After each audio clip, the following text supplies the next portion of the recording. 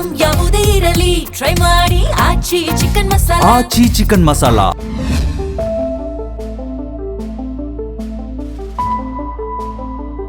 ನಮಸ್ಕಾರ, ನೀವು ನೋಡ್ತಾ ಇದ್ದೀರಾ ಜಿ ಕನ್ನಡ ನ್ಯೂಸ್. ನಾನು ಶಿವರಾಮು. ದಿನದ ಎಲ್ಲ ಪ್ರಮುಖ ಸುದ್ದಿಗಳನ್ನು ನೋಡೋಣ.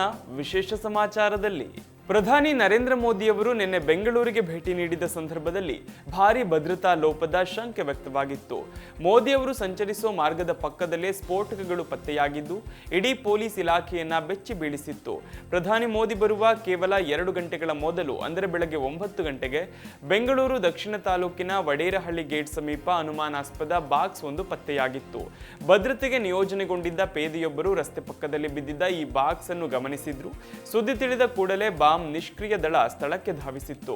ಬಾಕ್ಸ್ ಅನ್ನು ತೆರೆದು ಪರಿಶೀಲಿಸಿದಾಗ ಅದರಲ್ಲಿ 2 ಜಿಲೆಟಿನ್ ಕಡ್ಡಿಗಳು, 4 ಗಂಧದ ಕಡ್ಡಿಗಳು, 1 ಮ್ಯಾಚ್ ಬಾಕ್ಸ್ ಹಾಗೂ 2 ಬ್ಯಾಟರಿಗಳು ಕಂಡು ಬಂದಿದ್ವು.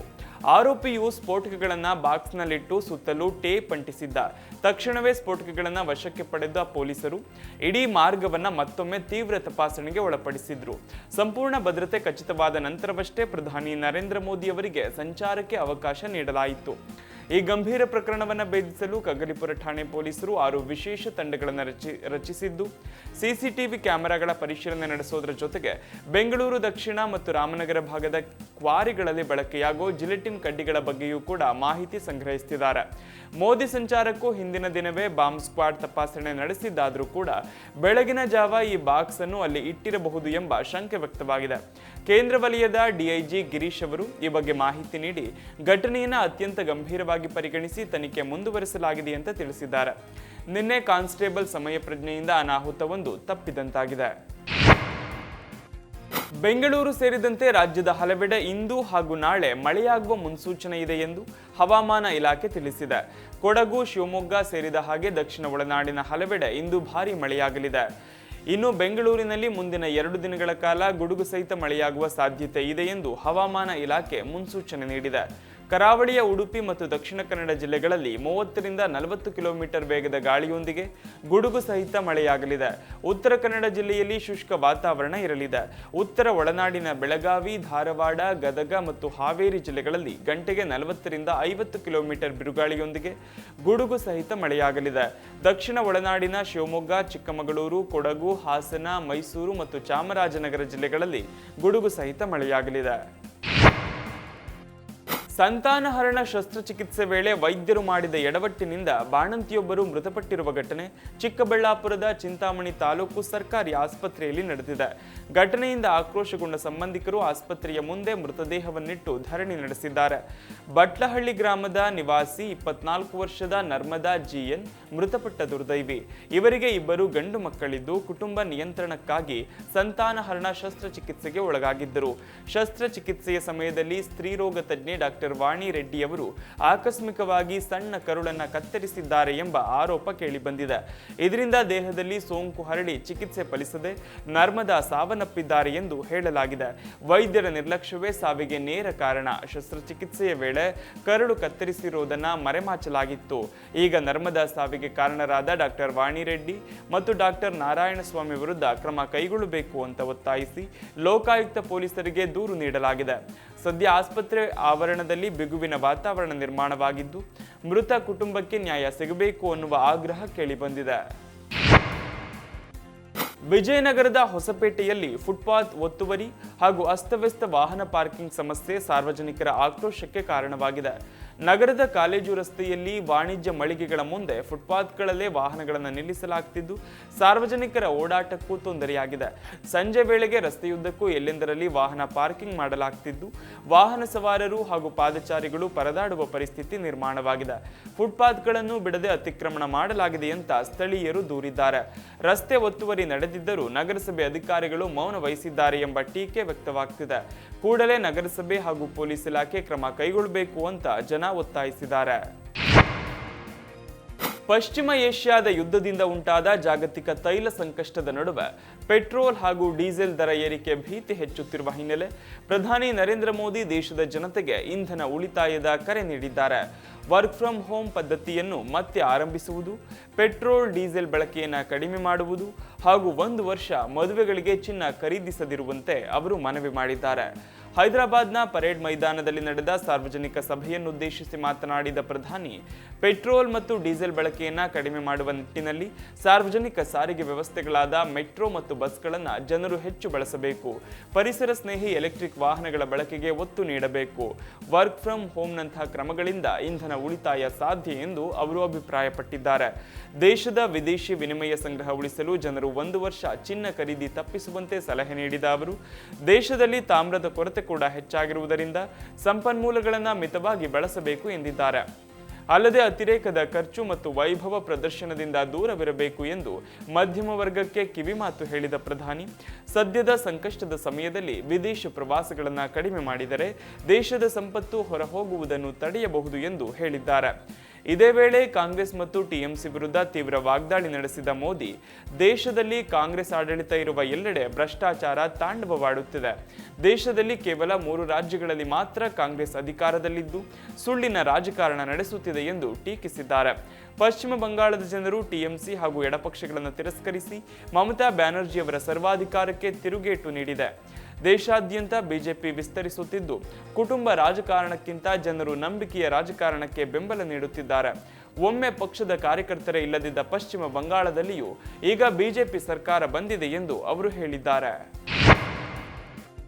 ಮಧ್ಯಪ್ರಾಚ್ಯ ಸಂಘರ್ಷದ ಪರಿಣಾಮ ಎದುರಿಸಲು ಜನರು ಇಂಧನ ಬಳಕೆ ಕಡಿಮೆ ಮಾಡಬೇಕು, ಚಿನ್ನ ಖರೀದಿ ಹಾಗೂ ವಿದೇಶ ಪ್ರವಾಸವನ್ನು ಮುಂದೂಡಬೇಕು ಎಂದು ಕರೆ ನೀಡಿದ ಪ್ರಧಾನಮಂತ್ರಿ ನರೇಂದ್ರ ಮೋದಿ ವಿರುದ್ಧ ಕಾಂಗ್ರೆಸ್ ನಾಯಕ ರಾಹುಲ್ ಗಾಂಧಿಯವರು ತೀವ್ರ ವಾಗ್ದಾಳಿ ನಡೆಸಿದ್ದಾರೆ.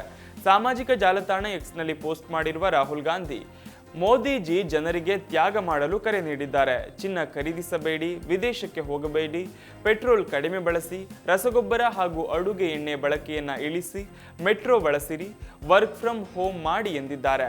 ಇವು ಸಲಹೆಗಳ ಮಾತಲ್ಲ, ಸರ್ಕಾರದ ವೈಫಲ್ಯದ ಸಾಕ್ಷಿ ಎಂದು ಟೀಕಿಸಿದ್ದಾರೆ. 12 ವರ್ಷಗಳಲ್ಲಿ ದೇಶವನ್ನು ಇಂತಹ ಸ್ಥಿತಿಗೆ ತಳ್ಳಲಾಗಿದೆ. ಈಗ ಜನರಿಗೆ ಏನು ಖರೀದಿಸಬೇಕು, ಎಲ್ಲಿ ಹೋಗಬೇಕು, ಸರ್ಕಾರ ಇದನ್ನೆಲ್ಲ ಹೇಳುವ ಪರಿಸ್ಥಿತಿ ಬಂದಿದೆ. ತಮ್ಮ ವೈಫಲ್ಯದಿಂದ ತಪ್ಪಿಸಿಕೊಳ್ಳಲು ಸರ್ಕಾರ ಹೊಣೆಗಾರಿಕೆಯನ್ನು ಜನರ ಮೇಲೆ ಹಾಕುತ್ತಿದೆ ಎಂದು ಆರೋಪಿಸಿದ್ದಾರೆ. ಇವರು ರಾಜಿ ಮಾಡಿಕೊಂಡ ಪ್ರಧಾನಮಂತ್ರಿಯಾಗಿದ್ದು ದೇಶ ನಡೆಸುವ ಸಾಮರ್ಥ್ಯವನ್ನು ಕಳೆದುಕೊಂಡಿದ್ದಾರೆ ಎಂದು ಕಿಡಿಕಾರಿದ್ದಾರೆ. ಇದರ ನಡುವೆ ಕಾಂಗ್ರೆಸ್ ಪಕ್ಷವು ಪ್ರಧಾನಿ ವಿರುದ್ಧ ತೀವ್ರ ಟೀಕೆ ನಡೆಸಿದ್ದು, ಅಮೆರಿಕ ಇರಾನ್ ಯುದ್ಧ 3 ತಿಂಗಳು ಕಳೆದರೂ ದೇಶದ ಇಂಧನ ಭದ್ರತೆ ಕುರಿತು ಸರ್ಕಾರದ ಬಳಿ ಸ್ಪಷ್ಟ ಯೋಜನೆ ಇಲ್ಲ ಅಂತ ಆರೋಪಿಸಿದೆ. ತಮಿಳುನಾಡಿನ ನೂತನ ಸಿಎಂ ಆಗಿ ಪ್ರಮಾಣ ವಚನ ಸ್ವೀಕರಿಸಿದ ಜೋಸೆಫ್ ವಿಜಯ್ ಅವರಿಗೆ ಸೋಷಿಯಲ್ ಮೀಡಿಯಾದಲ್ಲಿ ಅಭಿನಂದಿಸಿದ ಪ್ರಧಾನಿ ನರೇಂದ್ರ ಮೋದಿ ನಿನ್ನೆ ಸಂಜೆ ದೂರವಾಣಿ ಕರೆ ಮಾಡಿ ವಿಜಯ್ ಜೊತೆ ಮಾತನಾಡಿದರು. ಹಾಗೆಯೇ ನೂತನ ಮುಖ್ಯಮಂತ್ರಿಗೆ ಅಭಿನಂದನೆ ಸಲ್ಲಿಸಿ ಉತ್ತಮ ಆಡಳಿತಕ್ಕೆ ಶುಭ ಕೋರಿದರು ಎನ್ನಲಾಗಿದೆ. ಪ್ರಧಾನಿಗಳು ಸೋಷಿಯಲ್ ಮೀಡಿಯಾದಲ್ಲಿ ಸಲ್ಲಿಸಿದ ಅಭಿನಂದನೆಗೆ ಜೋಸೆಫ್ ವಿಜಯ್ ಪ್ರತಿಕ್ರಿಯಿಸಿದ್ದು, ನರೇಂದ್ರ ಮೋದಿ ಅವರಿಗೆ ಧನ್ಯವಾದ ಹೇಳಿದ್ದಾರೆ. ತಮ್ಮ ಜನತೆಯ ಕಲ್ಯಾಣ ಮತ್ತು ಪ್ರಗತಿ ತನ್ನ ಏಕೈಕ ಗುರಿಯಾಗಿದೆ. ತಮಿಳುನಾಡಿನ ಪ್ರಗತಿಗೆ ಕೇಂದ್ರ ಸರ್ಕಾರ ಸಹಕಾರ ಹಾಗೆಯೇ ಬೆಂಬಲ ನೀಡುವ ಅಪೇಕ್ಷೆಯಲ್ಲಿದ್ದೇನೆ ಎಂದು ಮಾಜಿ ನಟ ವಿಜಯ್ ತಿಳಿಸಿದ್ದಾರೆ. ಕಾಂಗ್ರೆಸ್ ಹಾಗೂ ಇತರ ಕೆಲ ಪಕ್ಷಗಳ ಬೆಂಬಲದೊಂದಿಗೆ ಟಿವಿಕೆ ಸರ್ಕಾರ ರಚಿಸಿದೆ. ಭಾನುವಾರ ವಿಜಯ್ ಅವರು ಮುಖ್ಯಮಂತ್ರಿಯಾಗಿ ಪ್ರಮಾಣ ವಚನ ಸ್ವೀಕರಿಸಿದ್ದಾರೆ. ಅವರ ಜೊತೆ 9 ಮಂದಿ ಶಾಸಕರು ಸಚಿವರಾಗಿ ಪ್ರಮಾಣ ವಚನ ಸ್ವೀಕರಿಸಿದ್ದಾರೆ. ಇನ್ನು ಈ ಒಂದು ಸ್ವೀಕಾರ ಸಮಾರಂಭಕ್ಕೆ ರಾಹುಲ್ ಗಾಂಧಿ ಮೊದಲಾದ ನಾಯಕರು ಉಪಸ್ಥಿತರಿದ್ದರು.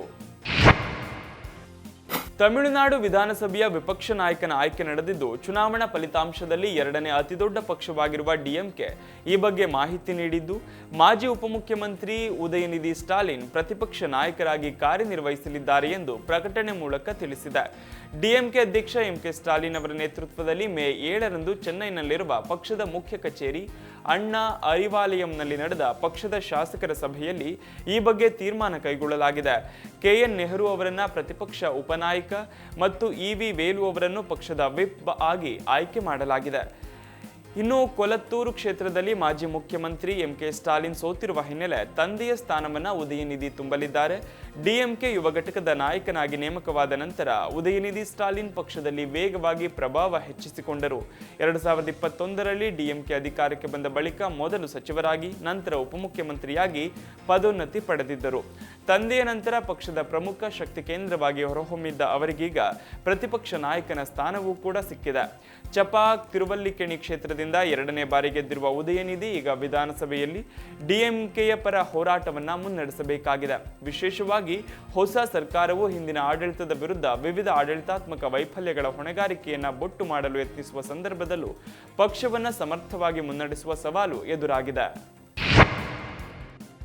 ಚೆನ್ನೈನ ಸ್ಟ್ಯಾನ್ಫೋರ್ಡ್ ವಿಶ್ವವಿದ್ಯಾಲಯದಲ್ಲಿ ನಡೆದ ಸಂವಾದ ಕಾರ್ಯಕ್ರಮವೊಂದರಲ್ಲಿ ತಮಿಳುನಾಡು ಮಾಜಿ ಬಿಜೆಪಿ ರಾಜ್ಯಾಧ್ಯಕ್ಷ ಕೆ ಅಣ್ಣಾಮಲೈ ಅವರು ಕಾಂಗ್ರೆಸ್ ಪಕ್ಷವನ್ನ ಊಸರವಳ್ಳಿಗೆ ಹೋಲಿಸಿ ವಾಗ್ದಾಳಿ ನಡೆಸಿದ್ದಾರೆ. ವಿಶೇಷ ಅಂದ್ರೆ ಕಾಂಗ್ರೆಸ್ ಸಂಸದ ಶಶಿ ತರೂರ್ ಅವರ ಸಮ್ಮುಖದಲ್ಲೇ ಅಣ್ಣಾಮಲೈ ಈ ಟೀಕೆ ಮಾಡಿದ್ದಾರೆ. ತಮಿಳುನಾಡಿನಲ್ಲಿ ಕಾಂಗ್ರೆಸ್ ಪಕ್ಷವು ಡಿಎಂಕೆ ಭಾಷೆಯನ್ನೇ ಇಷ್ಟು ವರ್ಷ ಬಳಸುತ್ತಿತ್ತು. ಆದ್ರೀಗ ರಾತ್ರೋರಾತ್ರಿ ನಟ ವಿಜಯ್ ಅವರ ಪಕ್ಷದತ್ತ ಒಲವು ತೋರ್ತಿದೆ. ಈ ಬದಲಾವಣೆಯನ್ನು ಕಂಡು ಊಸರವಳ್ಳಿಯೂ ಕೂಡ ಇಷ್ಟು ವೇಗವಾಗಿ ಬಣ್ಣ ಬದಲಾಯಿಸುವುದಿಲ್ಲ ಅಂತ ಅಣ್ಣಾಮಲೈ ಲೇವಡಿ ಮಾಡಿದ್ದಾರೆ. ಕಾಂಗ್ರೆಸ್ ಸ್ವತಂತ್ರ ಅಸ್ತಿತ್ವವನ್ನು ಕಳೆದುಕೊಂಡಿದ್ದು ಅಧಿಕಾರದಲ್ಲಿರುವ ಪ್ರಾದೇಶಿಕ ಪಕ್ಷಗಳ ಮೇಲೆ ಸವಾರಿ ಮಾಡುತ್ತಾ ತನ್ನ ನಿಲುವನ್ನು ಬದಲಾಯಿಸಿಕೊಳ್ಳುತ್ತಿದೆ ಎಂದು ಅವರು ಟೀಕಿಸಿದ್ದಾರೆ. ಕಾಂಗ್ರೆಸ್ ಪಕ್ಷ ಯಾವುದಾದರೂ ಒಂದು ದಕ್ಷಿಣ ರಾಜ್ಯವನ್ನ ಗೆದ್ದು ಬಿಟ್ಟರೆ ಸಾಕು, ದಕ್ಷಿಣ ಭಾರತ ಬೇರೆ, ಕೇರಳ ಬೇರೆ, ತಮಿಳುನಾಡು ಬೇರೆ, ಆಂಧ್ರ ಬೇರೆ, ತೆಲಂಗಾಣ ಬೇರೆ ಅಂತ ಯಾರಾದರೂ ಒಬ್ಬ ಕಾಂಗ್ರೆಸ್ ಸಂಸದ ಟ್ವೀಟ್ ಮಾಡಲು ಆರಂಭಿಸುತ್ತಾರೆ. ಶಶಿ ತರೂರ್ ಅವರು ಇಂತಹ ಸಂಸದರಿಗೆ ಆಪ್ತರಾಗಿದ್ದಾರೆ ಅಂತ ಅಣ್ಣಾಮಲೈ ಬೇಸರ ವ್ಯಕ್ತಪಡಿಸಿದ್ದಾರೆ. ಕಾಂಗ್ರೆಸ್ ಪಕ್ಷವು ಮತದಾರರ ಪಟ್ಟಿ ಮತ್ತು ಚುನಾವಣಾ ಪ್ರಕ್ರಿಯೆಗಳ ಬಗ್ಗೆ ಸುಳ್ಳು ಸುದ್ದಿ ಹಬ್ಬಿಸುತ್ತಿದೆ. ಲಕ್ಷಾಂತರ ಜನರ ಮತಗಳನ್ನು ತೆಗೆದುಹಾಕಲಾಗಿದೆ ಎಂಬ ಕಾಂಗ್ರೆಸ್ ಆರೋಪಕ್ಕೆ ಯಾವುದೇ ಸಾಕ್ಷ್ಯಾಧಾರಗಳಿಲ್ಲ ಎಂದು ಅವರು ತಿರುಗೇಟು ನೀಡಿದ್ರು. ಭಾರತವು ಅಭಿವೃದ್ಧಿಯ ಪಥದಲ್ಲಿ ಮುನ್ನಡೆಯುತ್ತಿದೆ, ಆದರೆ ಕಾಂಗ್ರೆಸ್ ಇನ್ನೂ 1960ರ ದಶಕದಲ್ಲೇ ಉಳಿದುಕೊಂಡಿದೆ. ಇಂದಿನ ಯುವ ಪೀಳಿಗೆ ಅಭಿವೃದ್ಧಿ ಪರ ರಾಜಕೀಯವನ್ನು ಬಯಸುತ್ತಿದೆ. ಹಳೆಯ ಕಾಲದ ವೈಫಲ್ಯಗಳಿಗೆ ಈಗಿನ ಬಿಜೆಪಿ ಸರ್ಕಾರವನ್ನು ಹೊಣೆ ಮಾಡುವುದು ಸರಿಯಲ್ಲ ಎಂದು ಅಣ್ಣಾಮಲೈ ತಮ್ಮ ಭಾಷಣದಲ್ಲಿ ತಿಳಿಸಿದ್ರು. ಕೇರಳದ ಮುಂದಿನ ಮುಖ್ಯಮಂತ್ರಿ ಯಾರಾಗಲಿದ್ದಾರೆ ಎಂಬ ಬಗ್ಗೆ ಕಾಂಗ್ರೆಸ್ ಹೈಕಮಾಂಡ್ ತನ್ನ ಆಯ್ಕೆಯನ್ನ ಇನ್ನೂ ಬಹಿರಂಗಪಡಿಸಿಲ್ಲ. ಆದರೆ ಈ ಸಂಬಂಧ ಅಂತಿಮ ನಿರ್ಧಾರ ತೆಗೆದುಕೊಂಡಿರುವ ಸೂಚನೆಗಳಿದ್ದು ನಾಳೆಯೊಳಗೆ ಅಧಿಕೃತ ಘೋಷಣೆ ಹೊರಬೀಳುವ ನಿರೀಕ್ಷೆ ಇದೆ. ಎಐಸಿಸಿ ಪ್ರಧಾನ ಕಾರ್ಯದರ್ಶಿ ಕೆಸಿ ವೇಣುಗೋಪಾಲ್ ಅವರಿಗೆ ಲೋಕಸಭೆಯ ವಿರೋಧ ಪಕ್ಷದ ನಾಯಕ ರಾಹುಲ್ ಗಾಂಧಿಯವರ ಬೆಂಬಲವಿದೆ ಎಂದು ಪಕ್ಷದ ಮೂಲಗಳು ತಿಳಿಸಿವೆ. ಇತರ ಇಬ್ಬರು ಅಭ್ಯರ್ಥಿಗಳಾದ ವಿಡಿ ಸತೀಶನ್ ಮತ್ತು ರಮೇಶ್ ಚೆನ್ನಿತ್ತಲ 4 ಗಂಟೆಗಳ ಕಾಲ ನಡೆದ ಮ್ಯಾರಥಾನ್ ಚರ್ಚೆಗಳ ನಂತರ ಹೈಕಮಾಂಡ್ ಮೇಲೆ ಭರವಸೆ ಇಟ್ಟಿದ್ದರು. ಬಹುಪಾಲು ಶಾಸಕರು ಮತ್ತು ಸಂಸದರು ವೇಣುಗೋಪಾಲ್ ಅವರನ್ನ ಬೆಂಬಲಿಸಿದ್ದಾರೆ ಎಂದು ಮೂಲಗಳು ತಿಳಿಸಿವೆ. ವಿಧಾನಸಭೆ ಚುನಾವಣಾ ಪ್ರಚಾರದ ಉದ್ದಕ್ಕೂ ವೇಣುಗೋಪಾಲ್ ಅವರ ಸಂಘಟನಾ ಕೌಶಲ್ಯ ಮತ್ತು ಕಾರ್ಯತಂತ್ರದ ಪಾತ್ರವನ್ನ ಹೈಕಮಾಂಡ್ ಪರಿಗಣನೆಗೆ ತೆಗೆದುಕೊಂಡಿದೆ ಅಂತ ತಿಳಿದು ಬಂದಿದೆ. ಪಕ್ಷದ ಆಂತರಿಕ ಕಾರ್ಯವಿಧಾನಗಳನ್ನು ಪೂರ್ಣಗೊಳಿಸಿದ ನಂತರ ಕಾಂಗ್ರೆಸ್ ಅಧ್ಯಕ್ಷ ಮಲ್ಲಿಕಾರ್ಜುನ ಖರ್ಗೆ ಅವರು ಔಪಚಾರಿಕವಾಗಿ ಕೇರಳದ ಮುಂದಿನ ಮುಖ್ಯಮಂತ್ರಿ ಯಾರಾಗಲಿದ್ದಾರೆ ಎಂದು ಘೋಷಣೆ ಮಾಡುವ ನಿರೀಕ್ಷೆ ಇದೆ.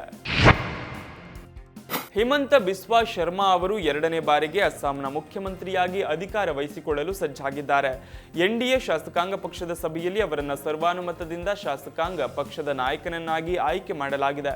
ಹಿಮಂತ ಬಿಸ್ವಾ ಶರ್ಮಾ ಅವರು ನಾಳೆ ಅಸ್ಸಾಂನ ಮುಖ್ಯಮಂತ್ರಿಯಾಗಿ ಪ್ರಮಾಣ ವಚನ ಸ್ವೀಕರಿಸಲಿದ್ದಾರೆ. ಇನ್ನು ಅಸ್ಸಾಂ ರಾಜಧಾನಿ ಗುವಾಹಟಿಯಲ್ಲಿ ಭಾನುವಾರ ನಡೆದ ಪ್ರಮುಖ ಸಭೆಯಲ್ಲಿ ಬಿಜೆಪಿ ಮತ್ತು ಅದರ ಮಿತ್ರ ಪಕ್ಷಗಳಾದ ಎಜಿಪಿ ಮತ್ತು ಯುಪಿಪಿಎಲ್ ಶಾಸಕರು ಶರ್ಮಾ ಅವರನ್ನ ತಮ್ಮ ನಾಯಕನೆಂದು ಘೋಷಿಸಿದ್ರು. ಅಸ್ಸಾಂನಲ್ಲಿ ಬಿಜೆಪಿಯನ್ನು ಸತತವಾಗಿ 2ನೇ ಬಾರಿಗೆ ಅಧಿಕಾರಕ್ಕೆ ತರುವಲ್ಲಿ ಪ್ರಮುಖ ಪಾತ್ರ ವಹಿಸಿದ್ದ ಶರ್ಮಾ ಅವರಿಗೆ ಹೈಕಮಾಂಡ್ ಮತ್ತೊಮ್ಮೆ ಮನ್ನಣೆ ನೀಡಿದೆ. ಬಿಜೆಪಿ ರಾಷ್ಟ್ರೀಯ ಅಧ್ಯಕ್ಷ ಜೆಪಿ ನಡ್ಡಾ ಅವರು ಬಿಜೆಪಿ ಶಾಸಕಾಂಗ ಪಕ್ಷ ಮತ್ತು ಎನ್ಡಿಎ ಶಾಸಕಾಂಗ ಪಕ್ಷದ ಸಭೆ ನಡೆಸಿದ್ರು. ಇದರಲ್ಲಿ ಶಾಸಕಾಂಗ ಪಕ್ಷದ ನಾಯಕನ ಸ್ಥಾನಕ್ಕೆ ಹಿಮಂತ ಬಿಸ್ವಾ ಶರ್ಮಾ ಅವರ ಹೆಸರನ್ನ ಪ್ರಸ್ತಾಪಿಸಿ 8 ನಿರ್ಣಯಗಳನ್ನು ಸಲ್ಲಿಸಲಾಯಿತು. ಸಭೆಯಲ್ಲಿದ್ದ ಬಹುತೇಕ ಎಲ್ಲ ಸದಸ್ಯರು ಈ ನಿರ್ಣಯಗಳನ್ನು ಬೆಂಬಲಿಸಿದ್ರು. ಇದರೊಂದಿಗೆ ಹಿಮಂತ ಅವರು ಸರ್ವಾನುಮತದಿಂದ ಶಾಸಕಾಂಗ ಪಕ್ಷದ ನಾಯಕನಾಗಿ ಆಯ್ಕೆಯಾದರು. ಇತ್ತೀಚೆಗೆ ನಡೆದ ಅಸ್ಸಾಂ ವಿಧಾನಸಭೆ ಚುನಾವಣೆಯಲ್ಲಿ ಎನ್ಡಿಎ ಮೈತ್ರಿಕೂಟ ಸ್ಪಷ್ಟ ಬಹುಮತವನ್ನ ಪಡೆದುಕೊಂಡಿತ್ತು. 126 ಕ್ಷೇತ್ರಗಳ ಪೈಕಿ ಎನ್ಡಿಎ 102 ಸ್ಥಾನ ಗಳಿಸಿತ್ತು. ಈ ಮೈತ್ರಿಕೂಟದಲ್ಲಿ ಬಿಜೆಪಿಯೊಂದೇ 82 ಸ್ಥಾನ ಪಡೆದಿದೆ. ಇರಾನ್ ಮತ್ತು ಅಮೆರಿಕ ನಡುವಿನ ಉದ್ವಿಗ್ನತೆ ಮತ್ತಷ್ಟು ತೀವ್ರವಾಗುತ್ತಿರುವ ಲಕ್ಷಣಗಳು ಕಾಣಿಸುತ್ತಿವೆ. ಇರಾನ್ ಕಳುಹಿಸಿದ್ದ ಶಾಂತಿ ಪ್ರಸ್ತಾವನೆಯನ್ನ ಅಮೆರಿಕ ಅಧ್ಯಕ್ಷ ಡೊನಾಲ್ಡ್ ಟ್ರಂಪ್ ತಿರಸ್ಕರಿಸಿದ್ದು, ಇದು ಸಂಪೂರ್ಣವಾಗಿ ಸ್ವೀಕಾರಾರ್ಹವಲ್ಲ ಎಂದು ಸಾಮಾಜಿಕ ಜಾಲತಾಣದಲ್ಲಿ ಪ್ರತಿಕ್ರಿಯಿಸಿದ್ದಾರೆ. ಆದರೆ ಪ್ರಸ್ತಾವನೆಯಲ್ಲಿ ಏನಿದೆ ಎಂಬುದರ ಬಗ್ಗೆ ಯಾವುದೇ ವಿವರ ನೀಡಿಲ್ಲ. ಕಳೆದ ಹಲವು ದಶಕಗಳಿಂದ ಇರಾನ್ ಅನೇಕ ರಾಷ್ಟ್ರಗಳನ್ನು ವಂಚಿಸಿದೆ ಎಂದು ಟ್ರಂಪ್ ಆರೋಪಿಸಿದ್ದಾರೆ. ಇದೇ ವೇಳೆ ಇರಾನ್ ವಿರುದ್ಧ ಕಠಿಣ ಸೇನಾ ಕ್ರಮ ಕೈಗೊಳ್ಳುವಂತೆ ರಿಪಬ್ಲಿಕನ್ ಸೆನೆಟರಿ ಲಿಂಡ್ಸೆ ಗ್ರಹಾಂ ಟ್ರಂಪ್ಗೆ ಒತ್ತಾಯಿಸಿದ್ದಾರೆ. ಪಶ್ಚಿಮ ಏಷ್ಯಾದ ಮಿತ್ರ ರಾಷ್ಟ್ರಗಳ ಮೇಲೆ ದಾಳಿ, ಅಂತಾರಾಷ್ಟ್ರೀಯ ಹಡಗುಗಳ ಮೇಲಿನ ದಾಳಿ ಮತ್ತು ಇರಾನ್ನ ಪ್ರಸ್ತಾವನೆ ಸ್ವೀಕಾರಾರ್ಹ ಅಲ್ಲ ಅಂತ ಅವರು ತಿಳಿಸಿದ್ದಾರೆ. ಯುದ್ಧ ಅಂತ್ಯಗೊಳಿಸಲು ಹಲವು ಸುತ್ತಿನ ಮಾತುಕತೆಗಳು ನಡೆದಿದ್ದರೂ ಯಾವುದೇ ಒಪ್ಪಂದ ಸಾಧ್ಯವಾಗಿಲ್ಲ. ಪಾಕಿಸ್ತಾನದ ಮಧ್ಯಸ್ಥಿಕೆಯಲ್ಲಿ ನಡೆದ ಶಾಂತಿ ಮಾತುಕತೆಗಳು ವಿಫಲವಾಗಿದ್ದವು.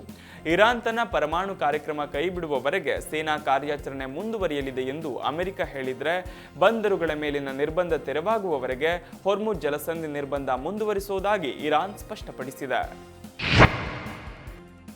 ಇರಾನ್ ದಶಕಗಳಿಂದ ಆಟವಾಡುತ್ತಿದೆ, ಅಮೆರಿಕವನ್ನು ನೋಡಿ ನಗುತ್ತಿದೆ. ಆದರೆ ಈ ನಗು ಹಾಗೆಯೇ ದೀರ್ಘಕಾಲ ಉಳಿಯಲ್ಲ ಅಂತ ಡೊನಾಲ್ಡ್ ಟ್ರಂಪ್ ಎಚ್ಚರಿಕೆ ನೀಡಿದ್ದಾರೆ. ವಾಷಿಂಗ್ಟನ್ನ ಇತ್ತೀಚಿನ ಶಾಂತಿ ಪ್ರಸ್ತಾವನೆಗೆ ಟೆಹರಾನ್ನ ಪ್ರತಿಕ್ರಿಯೆ ವರದಿಗಳ ಬಗ್ಗೆ ನೇರವಾಗಿ ಪ್ರತಿಕ್ರಿಯಿಸದೆ ಈ ರೀತಿ ಹೇಳಿದ್ದಾರೆ. ಇರಾನ್ 47 ವರ್ಷಗಳಿಂದ ಅಮೆರಿಕ ಮತ್ತು ಉಳಿದ ಪ್ರಪಂಚದೊಂದಿಗೆ ಆಟವಾಡುತ್ತಿದೆ ಎಂದು ಟ್ರಂಪ್ ತಮ್ಮ ಟ್ರೂತ್ ಸೋಷಿಯಲ್ ಪ್ಲಾಟ್ಫಾರ್ಮ್ನಲ್ಲಿ ಎಚ್ಚರಿಕೆ ನೀಡಿದ್ದಾರೆ. ಇರಾನ್ ಈಗ ಮತ್ತೆ ನಮ್ಮ ಗ್ರೇಟ್ ದೇಶವನ್ನು ನೋಡಿ ನಗುತ್ತಿದೆ, ಆದರೆ ಅವರು ಇನ್ನು ಮುಂದೆ ನಗುವುದಿಲ್ಲ ಎಂದು ಹೇಳಿದ್ದಾರೆ. ಇತ್ತೀಚಿನ ಕದನ ವಿರಾಮ ಪ್ರಸ್ತಾವನೆಗೆ ಪಾಕಿಸ್ತಾನದ ಮೂಲಕ ಅಮೆರಿಕ ಕಳುಹಿಸಿದ ಪ್ರಸ್ತಾವನೆಗೆ ಇರಾನ್ ತನ್ನ ಪ್ರತಿಕ್ರಿಯೆ ಕಳುಹಿಸಿದ ಕೆಲವೇ ಗಂಟೆಗಳ ನಂತರ ಟ್ರಂಪ್ ಈ ರೀತಿಯ ಹೇಳಿಕೆ ನೀಡಿದ್ದಾರೆ. ಅಮೆರಿಕವು ತನ್ನ ಮೇಲೆ ಯಾವುದೇ ರೀತಿಯ ಆಕ್ರಮಣಕಾರಿ ಧೋರಣೆ ತೋರಿದ್ರೆ ಸರ್ಪ್ರೈಸ್ ಅಟ್ಯಾಕ್, ದಿಢೀರ್ ದಾಳಿ ನಡೆಸಲಾಗುವುದು ಎಂದು ಇರಾನ್ನ Islamic revolutionary guard corps IRGC ಎಚ್ಚರಿಕೆ ನೀಡಿದೆ.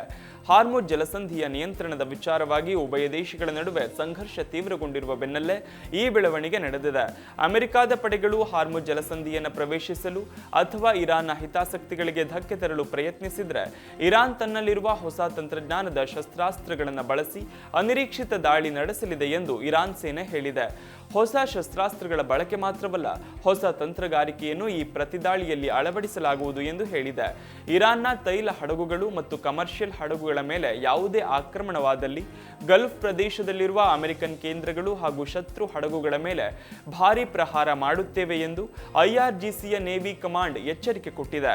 ಈ ಪ್ರದೇಶದಲ್ಲಿ ಅಮೆರಿಕದ ಗುರಿಗಳ ಮೇಲೆ ಲಾಕ್ ಮಾಡಿದ್ದೇವೆ, ಹೊಡೆಯುವ ಆದೇಶಕ್ಕಾಗಿ ಕಾಯುತ್ತಿದ್ದೇವೆ ಎಂದು ಹೇಳಿದೆ. ಜಗತ್ತಿನ ತೈಲ ಸಾಗಣೆಯ ಪ್ರಮುಖ ಮಾರ್ಗವಾಗಿರುವ ಹಾರ್ಮುಜ್ ಜಲಸಂಧಿಯ ಮೇಲೆ ತನಗೆ ಸಂಪೂರ್ಣ ಹಕ್ಕಿದೆ ಎಂದು ಇರಾನ್ ಪ್ರತಿಪಾದಿಸಿದೆ. ಅಮೆರಿಕ ಬೆಂಬಲದ ಹಡಗುಗಳು ಈ ಮಾರ್ಗದಲ್ಲಿ ಸಂಚರಿಸುವುದನ್ನು ತಡೆಯಲು ಇರಾನ್ ಸಮುದ್ರದಲ್ಲಿ ಮೈನ್ಗಳನ್ನು ಅಳವಡಿಸಿದೆ ಎಂಬ ವರದಿಗಳಿವೆ.